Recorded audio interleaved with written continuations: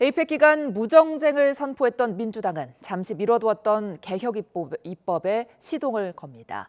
현직 대통령의 재판을 멈추게 가는 재판 중지법을 최우선 처리하겠다고 밝혔는데요. 국민의힘은 적반하장이라고 지적했습니다. 국회로 가보겠습니다. 박정현 기자, 민주당 지도부가 기존 사법개혁 과제에 더해서 재판 중지법 필요성을 새롭게 강조했죠. 네, 오전 박수현 수석대변인 기자간담회에서 나온 내용입니다. 박수석 대변인은 기존 당의 7대 사법개혁과제에 더해 현재 대통령의 형사재판을 멈추는 재판 중지법을 최우선 처리하겠다고 밝혔습니다. 그간 당내 강경파, 개별 의원들을 중심으로 개진됐던 법안을 지도부 차원에서 본격 추진하겠다는 겁니다. 재판 중지법이란 표현 대신 국정안정법, 국정보호법, 헌법 84조 수호법으로 부르겠다고도 설명했습니다. 민주당은 재판중지법 필요성을 크게 두 가지로 설명했습니다. 이른바 대장동 개발비리 의혹 재판에서 이 대통령의 배임죄 기소가 조작됐음을 분명히 했다고 주장했고요.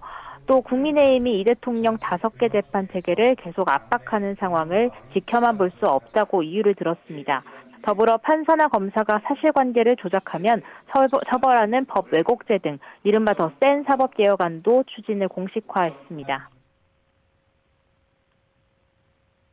국민의힘이 이재명 대통령에 대한 5대 재판을 개시하라고 계속 군부를 떼니 민주당이 끌지 않을 수 없다는 것이 분명합니다.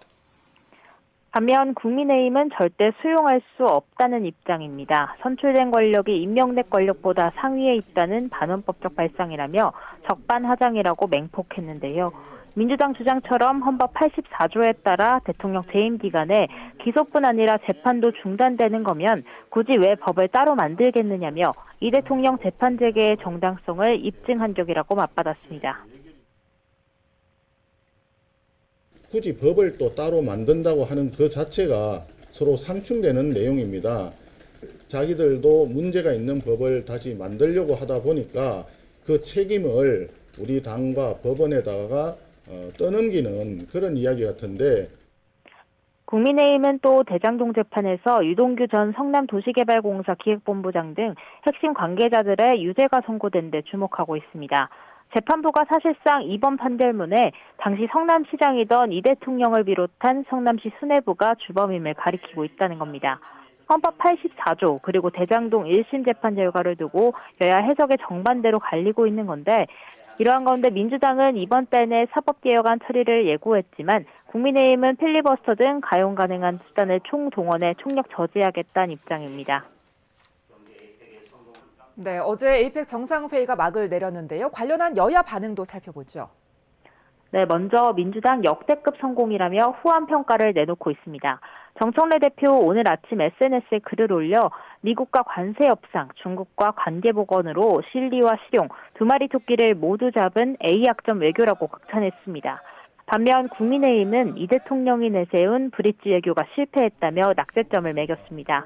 특히 어제 한중 정상회담을 두고 한한령 철회나 서해 불법 구조물 철거 같은 대중 현안들이 쏙 빠진 알맹이 없는 회담이었다고 혹평했습니다. 송호석 원내대표 한미 정상회담 당시 중국 잠수함 추적을 거론한 이 대통령 실언이 원인이라고 날을 세웠습니다.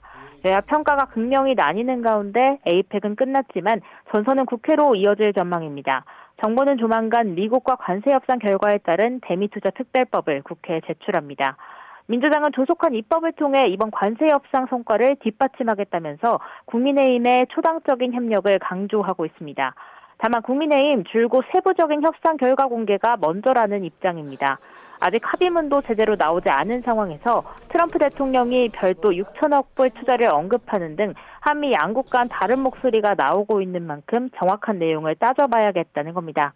게다가 민주당의 개혁과제 추진으로 여야 관계 냉각 요소들이 각 곳곳에 산적한 만큼 합의 처리는 쉽지 않으리란 전망이 나옵니다. 지금까지 국회에서 전해드렸습니다.